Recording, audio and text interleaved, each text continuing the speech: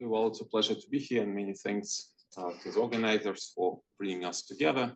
So I'll tell you about the work we have been doing, and I want to begin by giving credit to people who actually motivated to think about the subject, and this is the group of Andrea Valeria.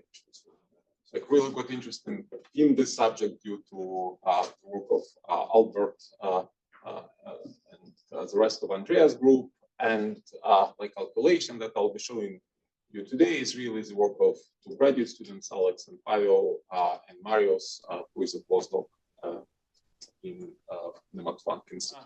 Since it's a broader audience, let me begin by reminding you the key idea of Josephson plasmons. So think about two layers with superfluids. We can write simple equations which control dynamics of the relative charges and relative phase, like time derivative of the phase is difference of the chemical potential, and current is the sign of the phase difference. And we will get an equation that looks like a familiar physical pendulum, and the characteristic frequency of the oscillations is what's called Josephson plasmons. And one can upgrade this simple model to something more sophisticated to actually include superflow between different currents and also coupling to electromagnetic field. And then one gets this Volaevsky model where like this size are basically relative phases between the layers, and then the term in the middle you can think about as superfluid density both in plane and also like this lambda zero controls Josephson coupling between the layers, and we also have capacitive coupling between the layers. So if we linearize this equation, we will get a gap spectrum. This is what Laura told us about.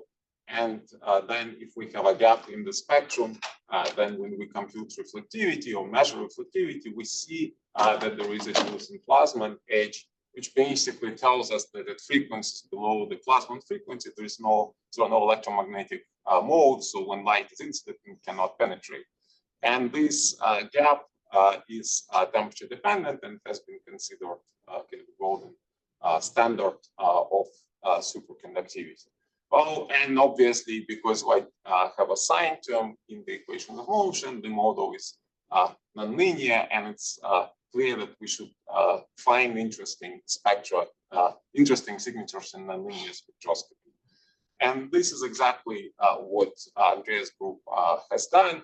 And I'll be talking about basically three questions that kind of motivated us to begin with. So Steve really joked that one of his theory collaborators was learning nonlinear optics, so this was definitely the case for us. So this project was how we learned about nonlinear optics. So what are the questions that we'll discuss now is, in contrast to previous discussion of 2D spectroscopy, this one was done on a bulk sample, and it is a reflection geometry. And one of the things that, let's say, what at least in the beginning was very surprising to me is how can we assume that we are primarily coupling to Josephson plasmon at the bottom of the band, right? Because there is a dispersion, and all our coupling to external radiation is at the edge. And if I'm at the edge, in principle, I sort of have the same overlap with excitations at any momentum. So why are we not coupling to the entire continuum? So it's kind of seemingly naive question of non-expert.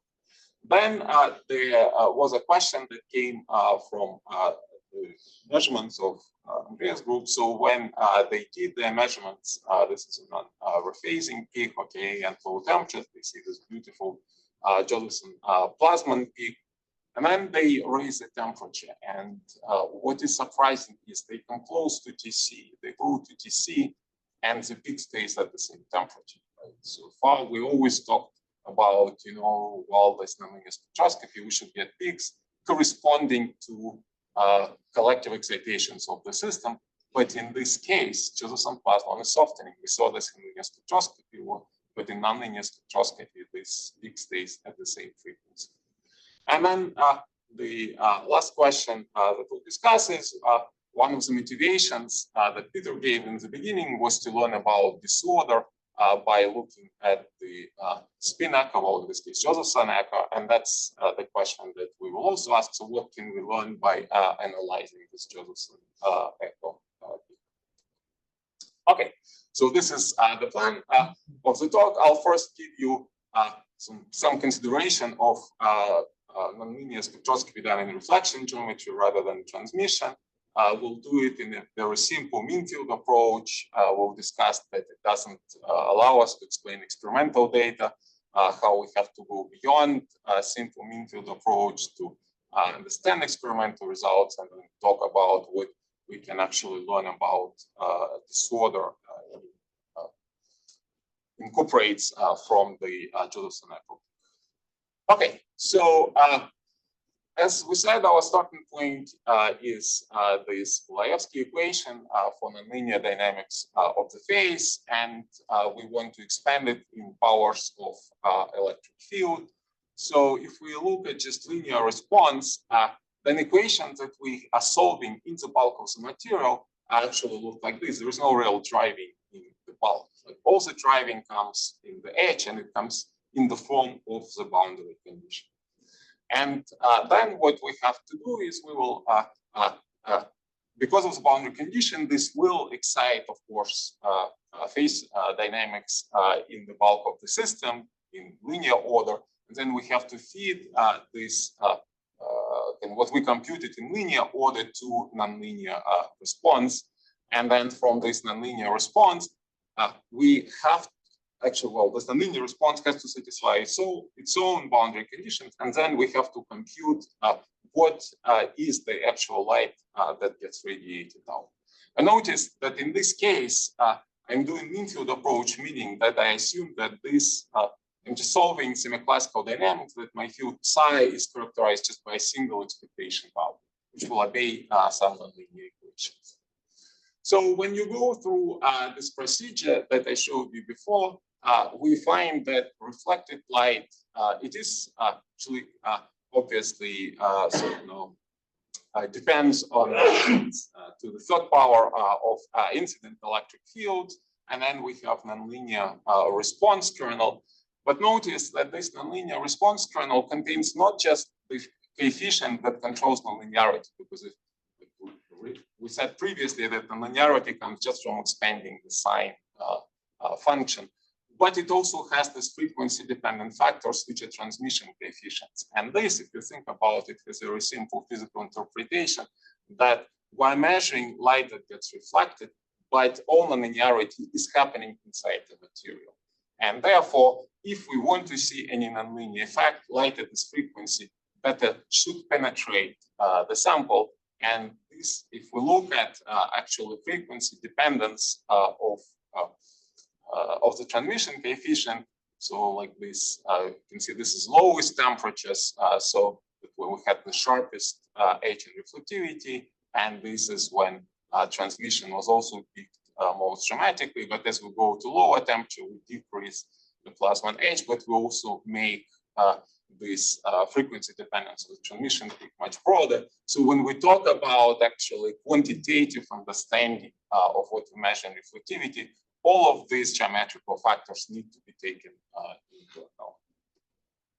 Okay, and then we do these nonlinear equations, that solution that I showed you before, and okay, well, low temperatures, sort of we get this very nice peaks, and then we start raising the temperature, sort of again following experiments. We assume that the geometry of the pulses was the same, and but we assume that the carrier, that the Josephson plasmon frequency has softened, and actually here we really we didn't try to compute it from first principles. This was just taken from experimental data on reflectivity. And we find something kind of interesting, right? That if you look at the vertical axis, right? Then the peaks stay at the same frequency. However, on the horizontal axis, right, on this evolution axis, they are really softening, and now we see peaks. at the frequency that correspond to the actual Josephson plasmon frequency. Well, so this brings immediately the question. Well, first of all, okay, clearly it does not agree with experiments, but then even conceptually, you can say, why do we see a peak like at a finite frequency that knows something about the plasmon frequency at 0 temperature, right? At this point, our collective mode has a smaller frequency. So like, why is there some leftover of whatever system did at 0 temperature? So the devil turned out to be in the detail that actually when one does experiments, one actually sends pulses which have a carrier frequency, right? And in this case, experiments were done in such a way that the carrier frequency of the two pulses was sort of calibrated to match Josephson plasmon frequency at 0 temperature. And therefore, even as temperature is raised, so when we look at the emission axis, right, the vertical axis, it actually shows us a peak at the frequency which simply corresponds to the carrier frequency, not the actual frequency of the plasma. Whereas the absorption axis is now determined by the kind of plasmon frequency at a given temperature. Okay, we'll understand that, but that clearly does not help us explain experiments where what we saw that at all temperatures the peak stayed at the same frequency. Well, so what we have to do is look at dynamics beyond the simple mean field, and kind of the next step beyond mean field is to take into account Gaussian fluctuations, right? So previously we just talked about expectation value of the field. Now we talk about fluctuations, and like technically it's often people call this a squeezing. So we look at the evolution of the squeezing fluctuations of the phase on top of their mean field expectation value. And so if we just look at the correlation function of the squeezing, right, we see that in contrast to the plasmon frequency, to the kind of plasmon field itself, which is peaked at Josephson plasmon, it actually is peaked at twice the Josephson plasmon, and in fact at higher frequency it's dominant compared to the single plasmon response function. Okay, so I will not bore you with details, but then you can generalize dynamics. So that previously we talked about response, which was just expectation value of the field. There was a linear term, and then there was a cubic term. And now we have to look at fluctuations, and even without driving, we have some fluctuations. And we focused on thermal fluctuations because we're more interested in high temperature data.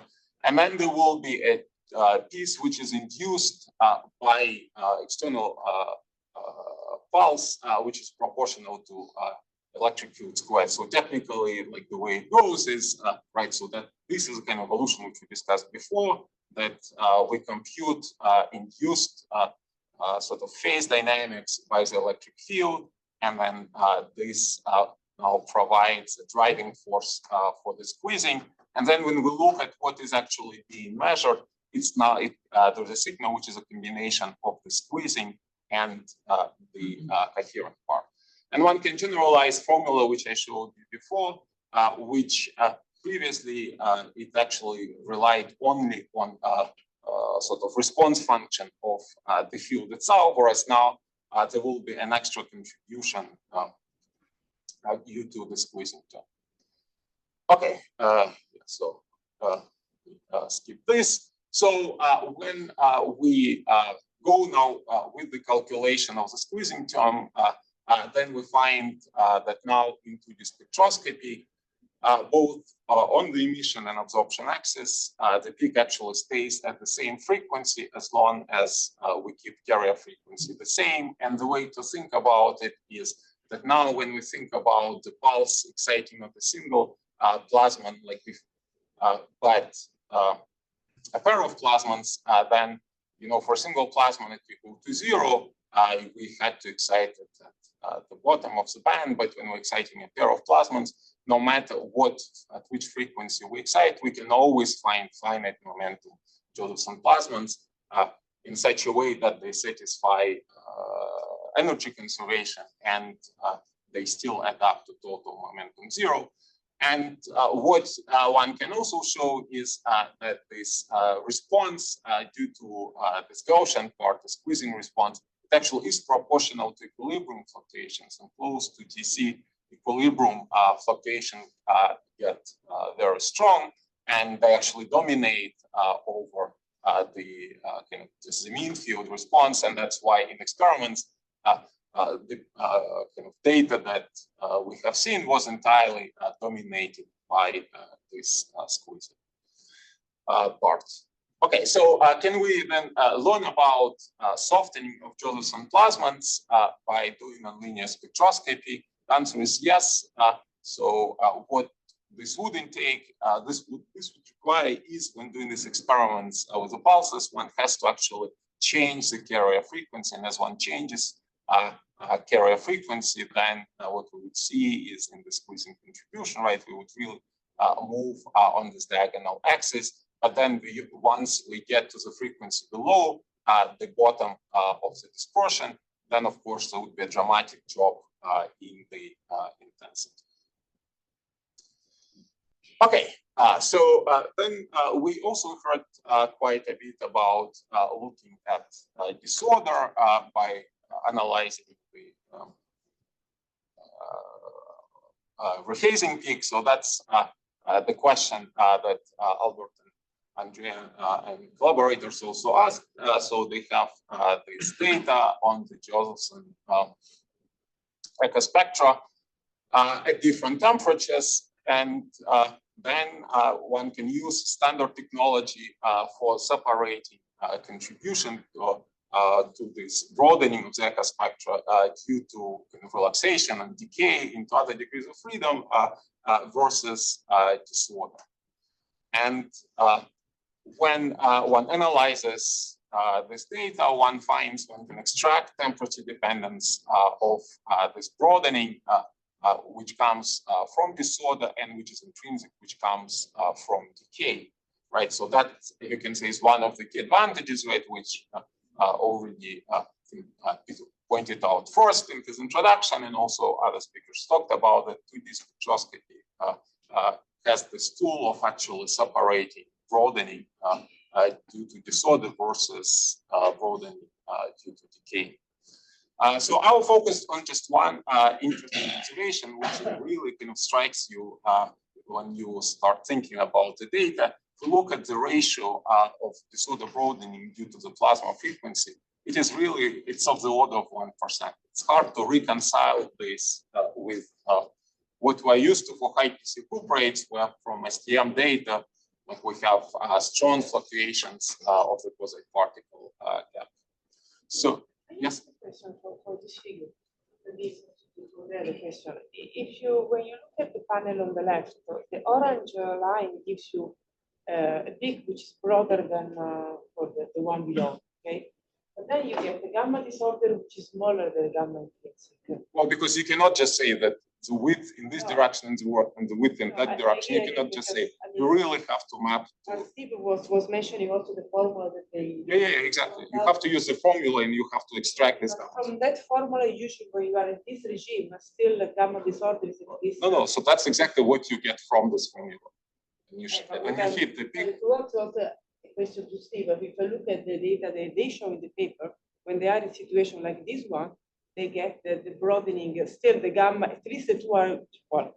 But one much more smaller than the other doesn't seem to be the result that it's a non-restricting to the formula. Let's discuss this after. Okay, so this looks strange. Okay. So the type of model that's very natural to consider is to just say, well, if we have some superconductor fluctuations in what characterizes our superconducting state, very naturally it should be superconducting density, which provides local modulation in the plasma frequency.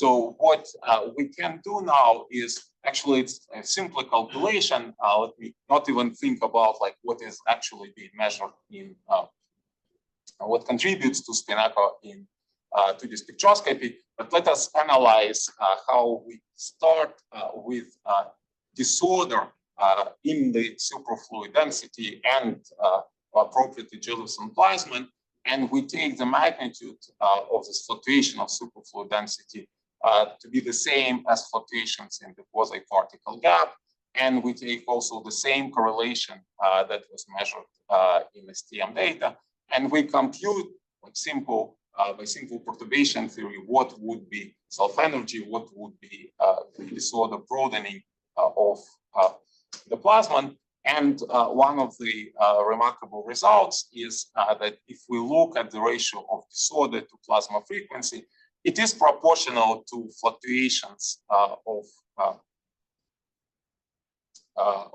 fluctuations of the gap relative to the gap, but it is parametrically different. And in fact, if we take values which correspond to kind of disorder in the particle gap of the order of 10%, correlation length of about 10 nanometer, we find that what we expect for disorder broadening of Josephson plasmons to be of the order of 1%. And physically, it is easy to understand that when we talk about Josephson plasmons, we're really talking about kind of small k modes. So because we're looking at very long wavelength, they're very efficiently averaging over this local fluctuations of disorder, and that's why we have dramatically reduced broadening of the plasmons compared to broadening of the quasi-particle gap. But an interesting message that we get from this quantitative matching to STM data is that it seems like all the disorder that we see in STM, which people are still debating whether it comes from competing order or just from fluctuations of the superconducting state, the same fluctuations of the superfluid density are needed to explain fluctuations of Josephson plasmon frequency, which I think is a strong evidence of the fact, which strongly suggests that the fluctuations of the gap, which is seen in STM, really arise from superconductivity and not from conductivity. In principle, if you looked at an S-wave superconductor where there was a Anderson theorem on the gap, but not for the Josephson plasmons, would you expect that if you did the analogous calculation for an S-wave superconductor, you'd be able to separate out these two things? Oh, in this, like this is a calculation in which fluctuations of the Josephson plasmon, we didn't try to compute them from first principles from a given disorder strength. Right. The same. I assume that there is this fluctuation of plasmon frequency. What does it tell me about what I measure equals to this spectroscopy? Go back to the previous. I think I missed the equation. Yeah. So you take. It's basically, so this is the equation of the Josephson plasmon, linearized equation, right? And then just say, let's, the speed basically controls how much Josephson plasmon fluctuates. Actually, follow up. If you, within that approach, if you just like put in the disorder for the Josephson plasmons by hand, if you crank it up enough, eventually you'd expect that the plasmons would localize.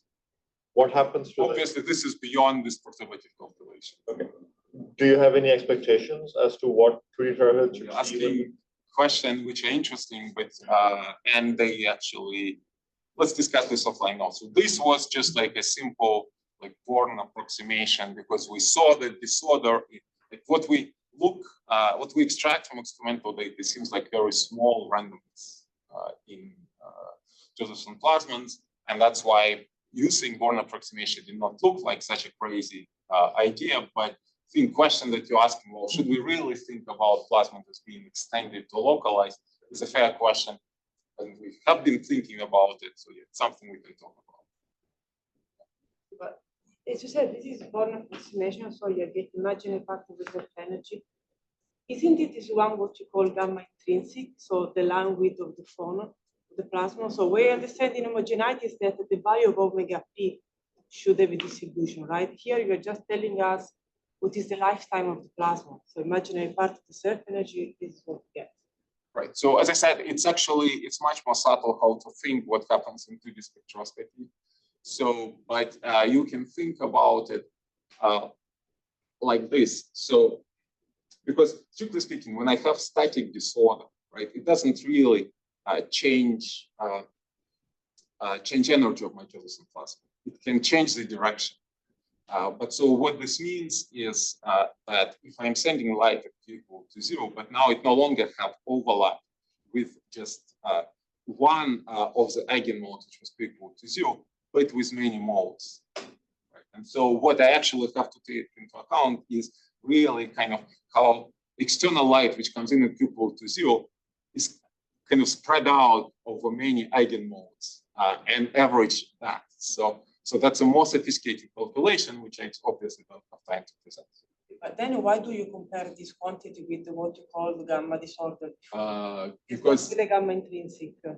Again, it's something that we sort of have a theory for, but obviously, it's not out yet, and we can discuss it separately. But qualitatively, we get the same kind of disorder strength from both calculations. Other questions? Okay, so with this, let me conclude. So I tried to just briefly talk about a question that we found interesting in 2D spectroscopy, and this is, well, does scattering geometry matter? And I try to convince you that the answer is yes, if we want to really get quantitative comparison between theory and experiments. So do I understand this non-softening of the non-rephasing peak? The answer is yes, and it actually is related to a very interesting fact that what this peak primarily probes is plasmons of finite momentum, and in fact we can analyze this in terms of kind of initial equilibrium fluctuations at finite momentum when we looked at thermal fluctuation at this point. And I also told you that yes, we can estimate we can extract disorder from the data, and it seems to be consistent. The disorder that we see in the Josephson plasmons is consistent with disorder that we see in STM experiments. Thank you.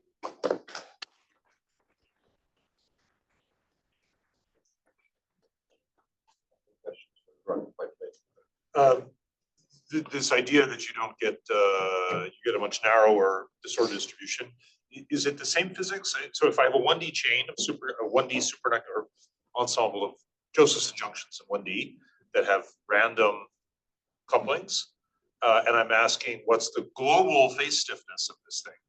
It's not the average of them, but it's dominated by the weakest. And so is it? No, but that would be the opposite argument. Then you would say, well, it should actually, I would be affected by the kind of the most outlying event just by a single weakest. Not the most outlying, weakest. Oh, the weakest, right? Yeah. So that would be the strongest fluctuation. Where no, here it's the other way, we're actually averaging because it's electromagnetic field. And therefore, it can sample over a superfluid density over a long length scale.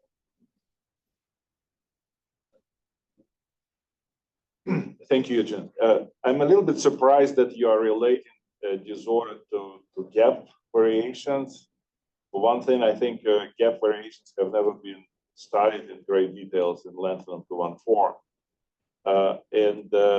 But there is another, well, most of this comes from BISCO. So that one is an STM on lanthanum 214. But there is another piece of real space physics in lanthanum 214, which is magnetic ordering and stripes and patches and this kind of things.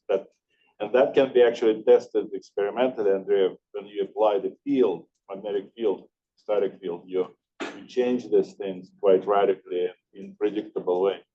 Is that something that you looked at perhaps already or planning to look? Our motivation, you can see what's rather qualitative, like, so is it possible to reconcile like the width in Josephson plasmon, which is 1%, to something that, okay, maybe visco is different from LISCO, but probably it's the same 10%, it's not 1% effect. So that's why, yeah, we just, you're probably correct that we took the data for visco. I'm not actually sure, Andrea, maybe you remember. Can I add one word to this? I mean, so that line width that we extract is basically the same that you got from linear spectroscopy by fitting the point number one. And point number two, what you asked, I mean, is it possible to do a multidimensional terahertz spectroscopy in a high magnetic field? You know, it's one of those things, right? Sure, maybe. But already, a lot is already known about what happens with patches and, you know, magnetically ordered regions. I see. Length of 1/4. That sense. Yeah, right. So I don't think we're Learning from connected. Eugene's work with Subir about So I guess, you know, what you are saying is that we should do a better job, because this, in a sense, was kind of like back of the envelope calculation. And yes, it's a fair point. Like, we should look into this more carefully. You've done a great job already.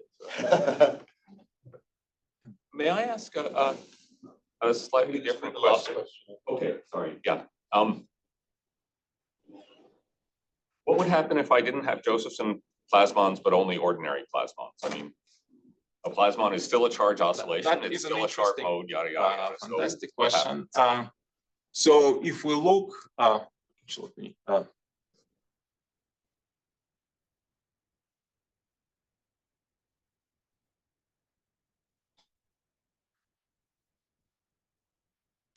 right, if we look at this data, you can say, well, so we still see this nonlinear signal temperature, which is higher than TC. Like, linear spectroscopy doesn't see anything.